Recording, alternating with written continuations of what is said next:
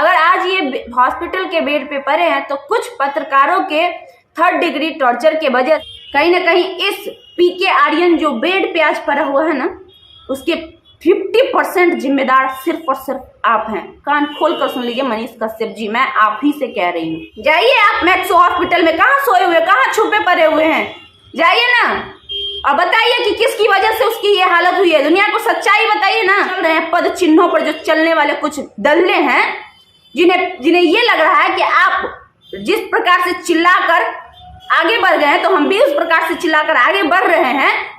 वो पूरे जिम्मेवार है पीके आर्यन के इस स्थिति का। पत्रकार इतने गिर गए कि इनके घर पे चले गए, और जब इनके घर पे चले गए तो उनके भाभी से उन्होंने सवाल किया कि क्या आपका देवर ढोरी चाटता है। उनके पिताजी से उन्होंने सवाल किया कि क्या आपका बेटा भाभी का ढोरी चाटता है। खेसारी लाल यादव, पवन सिंह, जितने भी अपने आप को सुपरस्टार कहते हैं, सारे लोगों ने अश्लील गाना गाया है। ये सारे पत्रकार की औकात है कि उनके पास जाकर सवाल करें। जैसे ही 6 महीना से बेचारी लगातार प्रयास कर रही थी, वो सफलता नहीं मिल रही थी, और जैसे ही पीके आर्यन का इंटरव्यू वायरल हुआ, वो पीछे पड़ गई भोजपुरी के कलाकारों के पीछे। सारे लोग जो चंद व्यूज और टीआरपी के लिए वीडियो बनाए थे, उनके पास जाकर लगातार अपने वीडियो डिलीट कर रहे हैं। और शौक था ना समाज के ठेकेदार बनने का, तो वीडियो क्यों डिलीट कर रहे हो? क्या रिलाई वर्ड लगा के रखे हो तुम लोग? क्या रिलाई वर्ड लगा के रखे हो?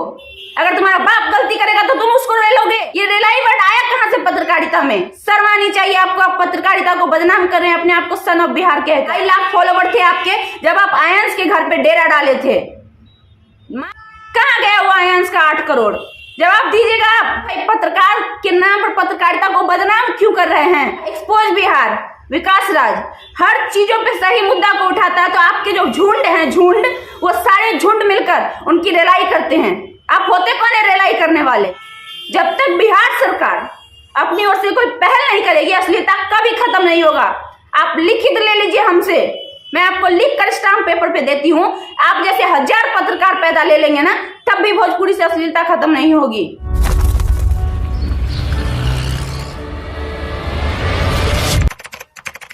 ये जो तस्वीर आप देख रहे हैं, ये भोजपुरी के एक राइटर पीके आर्यन का है। अब आप सोच रहे होंगे कि ये बेड अस्पताल के बेड पे क्यों पड़े हुए हैं? क्या इन्हें कोई दिक्कत थी? क्या इन्हें कोई परेशानी थी? या क्या इन्हें कोई बीमारी थी? नहीं, ना ही इन्हें कोई बीमारी थी, ना ही उन्हें कोई परेशानी थी, और ना ही इन्हें कोई दिक्कत थी। अगर आज ये हॉस्पिटल के बेड पे पड़े हैं तो कुछ पत्रकारों के 3rd डिग्री टॉर्चर के वजह से, जो पत्रकार आजकल समाज का ठेकेदार बन चुके हैं, उन्हें लगता है कि उनके इस तरह से पत्रकारिता करने से समाज से गंदगी हट जाएगी। उन्हें लगता है कि वह इस तरह से पत्रकारिता करके बिहार का नाम रोशन कर रहे हैं।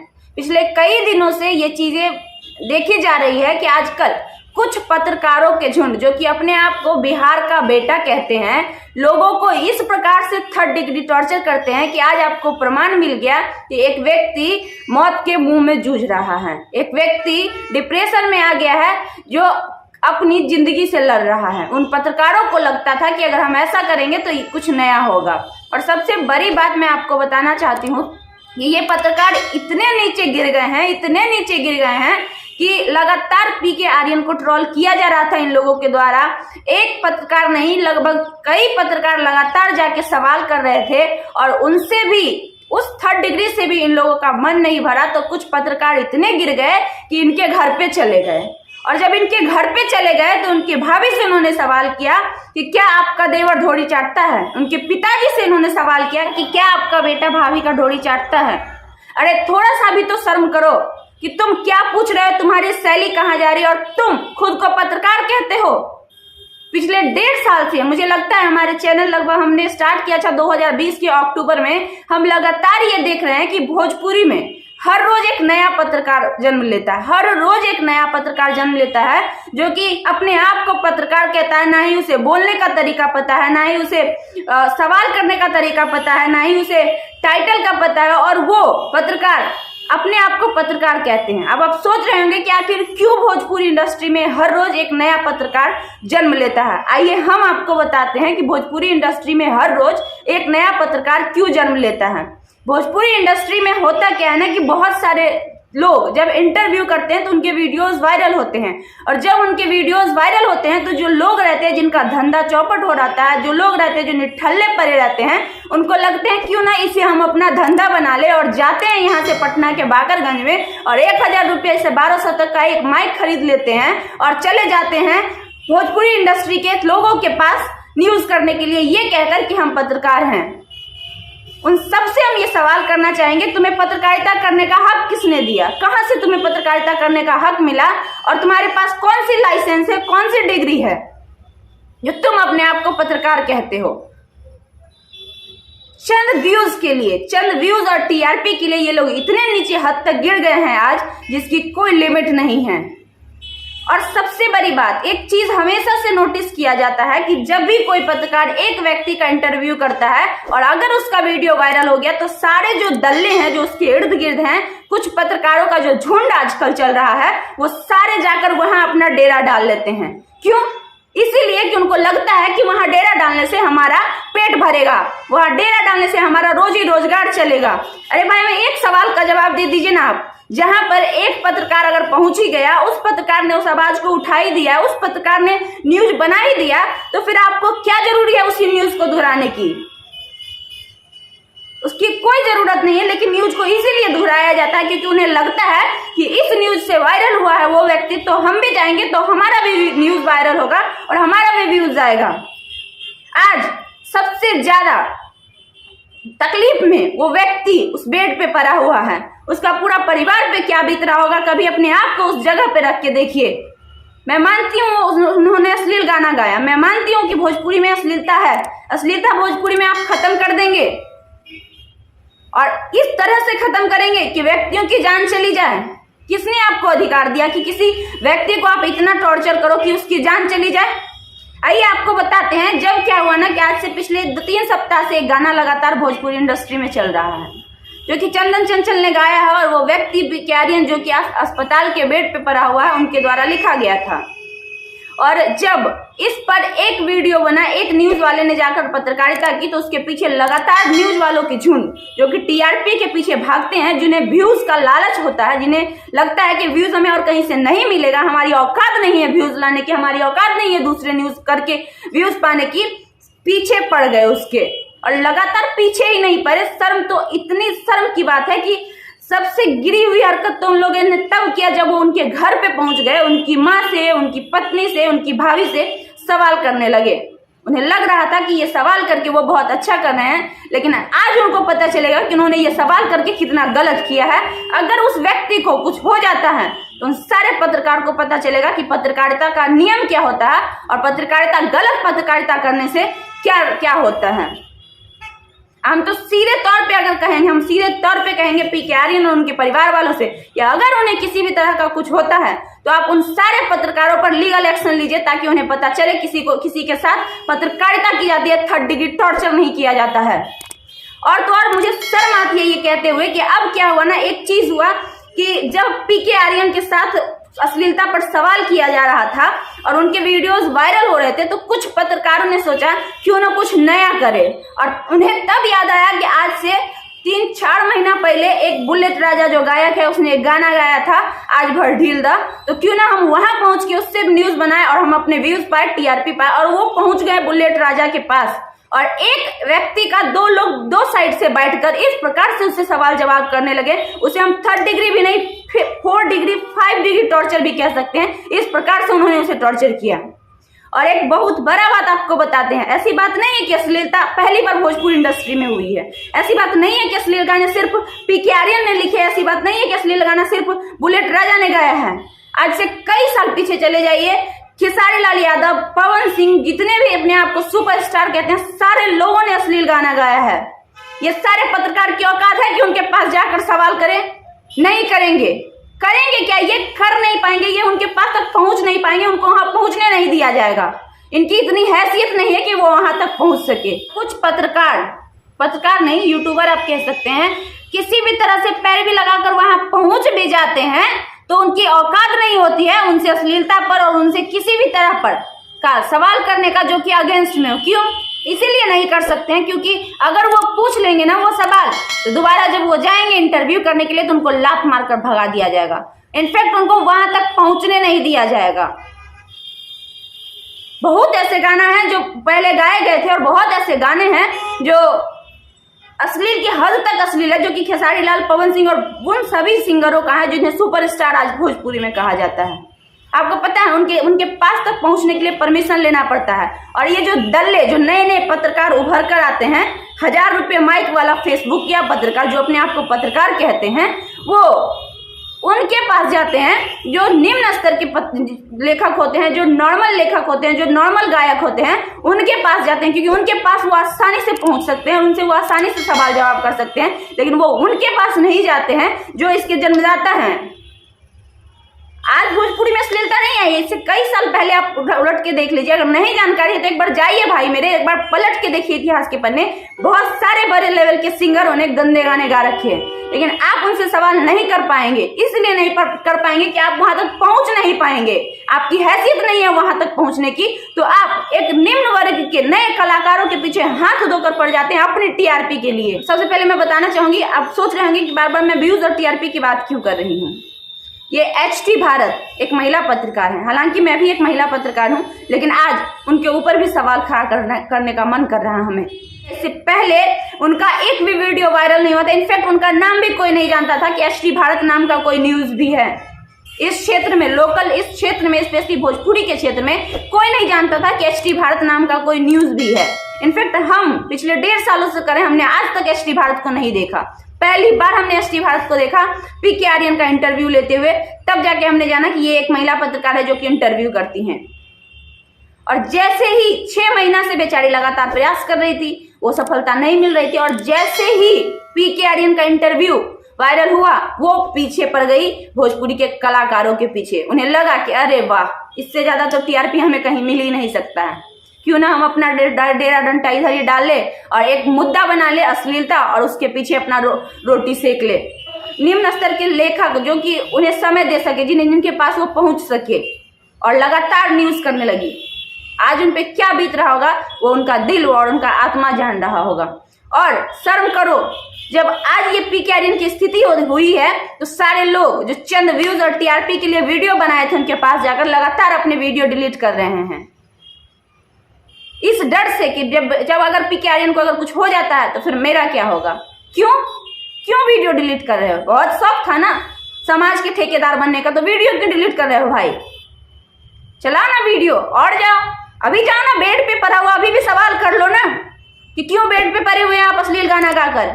अभी भी जा सकते हो, पटना के मैक्सो हॉस्पिटल में भर्ती है, जाओ वहां जाके अभी सवाल करो उससे। और क्या यार, क्या रिलाई वर्ड लगा के रखे हो तुम लोग, क्या रिलाई वर्ड लगा के रखे हो? अगर तुम्हारा बाप गलती करेगा तो तुम उसको ले लोगे। ऐसा नहीं है कि किसी के घर में गलती नहीं होता, किसी के घर के फैमिली मेंबर में गलती नहीं होती है। ये रिलाई वर्ड आया कहां से पत्रकारिता में? किसने लाया? उन्होंने जो अपने आप को सन ऑफ बिहार कहते हैं। शर्म आनी चाहिए आपको, आप पत्रकारिता को बदनाम कर रहे हैं अपने आप को सन ऑफ बिहार कहकर। और आप क्या बोलेंगे? आप क्या बिहार में बदलाव ला रहे हैं? अरे मैं बता रही हूं आपके बारे में, 2.5 लाख फॉलोवर थे आपके जब आप आयंस के घर पे डेरा डाले थे। मात्र 2.5 लाख, 2 लाख समथिंग फॉलोवर्स थे आपके जब आपने आयंस के घर पे डेरा डाला था, और वहां से लगातार डेरा डाले रहे। और जब आपका मिलियन फॉलोवर पुरने वाला रहा, जब आप पे सवाल उठने लगा, तब वहां से आप दुम दबा के भागे। कहां गया वो आयंस का 8 करोड़?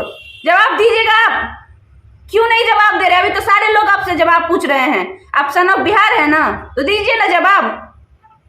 और आप अपने पीछे जो झुंड खड़ा करके चलते हैं 10 लोगों का, वो झुंड आपके जो कदमों पे चलता है, आज उनकी वजह से एक व्यक्ति जिंदगी और मौत से लड़ रहा है, आपके दिए हुए ज्ञानों से। जाइए आप मैक्सो हॉस्पिटल में, कहां सोए हुए, कहां छुपे पड़े हुए हैं, जाइए ना और बताइए कि किसकी वजह से उसकी ये हालत हुई है। दुनिया को सच्चाई बताइए ना। और आप हर जगह जहां तक खड़े हो जाते हैं। अगर आपको इंटरव्यू देने का इतना ही शौक है, 10 पत्रकार को अपना गुट बनवाकर, तो आप पब्लिक बन जाइए ना, इंटरव्यू देना। आम पब्लिक का काम है और इंटरव्यू लेना पत्रकार का काम है। इतनी भी सेंस नहीं है आपके पास और आप सन ऑफ बिहार, आप अपने आप को बहुत बड़ा पत्रकार कहते हैं। कैसे पत्रकार हैं भाई आप, कैसे पत्रकार हैं? अगर ये वीडियो आप तक पहुंचे तो हमें जवाब जरूर दीजिएगा कि आप कैसे पत्रकार हैं। कहां से आपने सीखा है कि एक पत्रकार इंटरव्यू करवाता है 10 पत्रकारों को बुलाकर, 10 पत्रकारों के बीच में खड़े होकर? हम भी जानते हैं न्यूज क्या होता है, हम भी जानते हैं डिबेट क्या होता है। जहां पे डिबेट होता है वहां पे 2-3 पत्रकार बैठकर आपस में डिबेट करते हैं। तो बनाइए ना आप अपना स्टूडियो और बैठाइए उसमें, उस स्टूडियो में पत्रकारों को, और वहां पे डिबेट करिए ना कि आप रोड पे जहां तहां जाके आप अपना न्यूज दीजिएगा। और अगर न्यूज देना ही है, इतना ही शौक है आपको न्यूज देने का, लोगों से न्यूज दिलवाने का, तो बन जाइए आम पब्लिक, बन जाइए नेता लीडर, कुछ और बन जाइए ना भाई। पत्रकार के नाम पर पत्रकारिता को बदनाम क्यों कर रहे हैं? एक और नाम मैं लेना चाहूंगी, एक्सपोज बिहार, विकास राज हर चीजों पे सही मुद्दा को उठाता है। तो आपके जो झुंड हैं, झुंड, वो सारे झुंड मिलकर उनकी रेलाई करते हैं। आप होते कौन है रेलाई करने वाले? होते कौन हैं आप? किसने अधिकार दिया आपको रेलाई करने का? और ये रेलाई वर्ड आया कहां से? पत्रकारिता में रेलाई वर्ड होता है और आप सुधारेंगे समाज को। कहीं ना कहीं इस पीके आर्यन जो बेड पे आज पड़ा हुआ है ना, उसके 50% जिम्मेदार सिर्फ और सिर्फ आप हैं। कान खोल कर सुन लीजिए मनीष कश्यप जी, मैं आप ही से कह रही हूँ, 50% जिम्मेदार आप हैं। और आपकी कर्मों पे जो चल रहे हैं, पद चिन्हों पर जो चलने वाले कुछ दल्ले हैं, जिन्हें ये लग रहा है कि आप जिस प्रकार से चिल्लाकर आगे बढ़ गए हैं तो हम भी उस प्रकार से चिल्लाकर आगे बढ़ रहे हैं, वो पूरे जिम्मेवार है पीके आर्यन के इस स्थिति का। अश्लीलता को खत्म करने के और भी तरीके थे, ये तरीका सही नहीं था। जब तक बिहार सरकार अपनी ओर से कोई पहल नहीं करेगी, अश्लीलता कभी खत्म नहीं होगा। आप लिखित ले लीजिए हमसे, मैं आपको लिख कर स्टाम्प पेपर पे देती हूँ। आप जैसे 1000 पत्रकार पैदा ले लेंगे ना, तब भी भोजपुरी से अश्लीलता खत्म नहीं होगी। भोजपुरी से अश्लीलता तभी खत्म होगी जब दोनों ओर से पहल की जाएगी। बिहार सरकार के द्वारा कोई पहल की जाएगी। बिहार सरकार से आप सवाल क्यों नहीं करते हैं जाकर कि आज आप कला संस्कृति को ध्यान क्यों नहीं दे रहे हैं? आप सेंसर बोर्ड क्यों नहीं पास करवा रहे हैं? आप क्यों नहीं ध्यान दे रहे हैं कि हमारे भोजपुरी इंडस्ट्री, जो भोजपुरी भाषा 3 राज्यों में मैक्सिमम बोली जाती है, भोजपुरी के इतने सारे ऑडियंस हैं, उसको 8वीं अनुसूची में क्यों जगह नहीं दिया गया है? यूट्यूब क्यों नहीं रीड करती है भोजपुरी भाषा को कि अगर अब शब्द रहेगा तो वो उसको बैन कर देगी? इस पे सवाल आप क्यों नहीं करते हैं? नहीं करेंगे आप सवाल, मुझे पता है, बिल्कुल नहीं करेंगे आप सवाल। क्यों? सरकार के अगेंस्ट जाएंगे, फिर वहां आपको दिक्कत होगी। और आप तो ये नहीं चाहते हैं, आप तो दिखाना चाहते हैं ना अपने आप को सन ऑफ बिहार। कान खोल के सुन लीजिए, आप भी तैयार रहिएगा। ये जो अभी चल रहा है ना पीके आर्यन वाला मैटर, कहीं ना कहीं आप भी घसटाइएगा। और जब घसटाइएगा ना, तब आपको समझ में आ जाएगा रेलाई किसको कहते हैं। जब आपकी रेलाई शुरू होगी ना, तब आपको समझ में आएगा। इतने कम समय में जो इलेक्ट्रॉनिक मीडिया, डिजिटल मीडिया जिसको कहते हैं, जो नए नए आए हैं, जिन्होंने लोगों के ऊपर अपना भरोसा बना लिया है, वो इतनी कम, उससे भी कम समय में जब खत्म होने लगेगा ना, तब आपको समझ में आएगी। टीवी मीडिया जो दावा करती थी अपने आप को मीडिया होने का, आज उनकी बाइकआउट हो रही है। तो ये डिजिटल मीडिया किस क्षेत्र का मूल्य है? चाहे गलत डिजिटल मीडिया करे, चाहे गलत टीवी मीडिया करे, सबका विरोध करते हैं लोग। और एक आप लोगों की गुट की वजह से हर लोग आज बदनाम हो रहा है। सतर्क हो जाइए, संभल जाइए, बहुत हो गया। और हाँ, रिक्वेस्ट है आपसे कि ये रिलाई वर्ड यूज करके पत्रकारिता को बदनाम ना करिए, क्योंकि रिलाई वर्ड पत्रकारिता में नहीं आता है। मैं मानती हूँ आप हमसे बहुत सीनियर हैं, मैं मानती हूँ आपके पास बहुत जानकारी है, लेकिन फिर भी हमें लगता है ये जानकारी आपको देने की बहुत बड़ी ज़रूरत है, जो मैं आज आपको दे रही हूँ। और भोजपुरी समाज से जुड़े लोग आपसे भी कहना चाहेंगे, बहुत सारे लोग बहुत तरीके के पोस्ट कर रहे हैं। मैं लगातार कल से सारे पोस्ट पढ़ रही हूँ, सारे चीज़ें नोटिस कर रही हूँ। आपके पास कोई भी पत्रकार जाता है, इवन मैं ही क्यों ना जाती हूँ, जो भी पत्रकार जाता है उससे पूछिए, भाई आपका चैनल का नाम क्या है? आपने रजिस्ट्रेशन करवाया है अपने चैनल का? रजिस्ट्रेशन नंबर है आपका? आपके पास मीडिया की अथॉरिटी है, लाइसेंस है आपके पास? और अगर है तो उन्हें शौक से बैठाकर इंटरव्यू दीजिए, और अगर नहीं है तो उन्हें भगा दीजिए, बेझिझक भगा दीजिए उन्हें। लाइव लॉन्ग की टीम हमेशा सही के साथ थी और आगे भी सही के साथ रहेगी, चाहे किसी को चाहे मुझे किसी के भी अगेंस्ट क्यों ना जाना पड़े। जितना आप लोग अश्लीलता पे ध्यान दे रहे हैं ना, उतना अगर जो बेचारी जिनका हाथ कट गया है उनके ऊपर ध्यान देते ना और उनकी वीडियोस बनाते ना, न्यूज़ बनाते ना, तो शायद उस पर आज कुछ पहल हुई होती जो आज परी हुई है। पटना में आके आज भी परी हुई है, लेकिन अभी तक उसे न्याय नहीं मिला, इंसाफ नहीं मिला। नहीं, वो तो आप लोग करेंगे नहीं। वो क्यों करेंगे? व्यूज़ नहीं मिलेगा ना वहाँ से, आपको टीआरपी नहीं मिलेगी। टीआरपी के लिए तो आपको जाना होगा ना उधर, जिधर आप लोग जा रहे थे। जाइए, वीडियो क्यों डिलीट कर रहे हैं? रहने दीजिए वीडियो। नहीं हिम्मत है, आप लोग कहते हैं ना कि बहुत हिम्मत है हम लोगों में, बिहार को हम सुधारने चले, तो वीडियो रहने दीजिएगा। जिन्होंने भी इंटरव्यू किया है वीडियो मत डिलीट करिएगा। और डिलीट करके भी क्या कर लीजिएगा, सारे लोगों को पता चल चुका है कि किन किन लोगों ने उनका इंटरव्यू किया है और किन किन लोगों ने उन्हें 3rd डिग्री टॉर्चर किया है। तो कर भी लीजिएगा, तो कोई फर्क पड़ता नहीं है। सारे लोगों को बखूबी भोजपुरी इंडस्ट्री वाले ना ऑलरेडी सारे वीडियो को देखते हैं। किसी भी तरह का पत्रकार जब एंटर करता है ना और उनके सवाल जवाब करते हैं ना, उन्हें पता होता है। तो आखिर में भगवान से प्रार्थना करूंगी कि पीके आर्यन जी स्वस्थ होकर घर लौट।